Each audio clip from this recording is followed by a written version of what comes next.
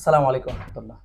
হুজুর, ভারতে একটি নির্বাচনের পরে পশ্চিমবঙ্গে যেইভাবে মুসলমানের উপর নির্যাতন শুরু হয়েছে, এ বিষয়ে আপনাদের মতামত কি? ধন্যবাদ। ভারত জন্ম থেকে সারা পৃথিবীর মানুষের কাছে একটি বিষয় দাবি করে আসছে। ভারত একটি ধর্মনিরপেক্ষ রাষ্ট্র। সব ধর্মের লোকদের এখানে একটা অধিকার আছে।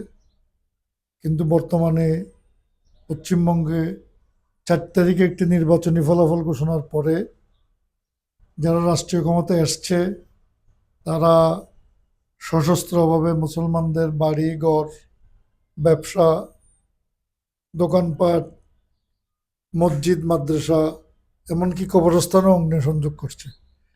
বিষয়টি অমানবিক।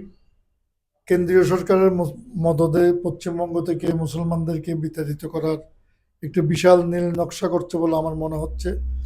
আন্তর্জাতিক সম্প্রদায়ের উচিত ভারতের এই সংক্রাম এই দাঙ্গা বন্ধ করা, মুসলমানদের নিরাপত্তার ব্যবস্থা করা।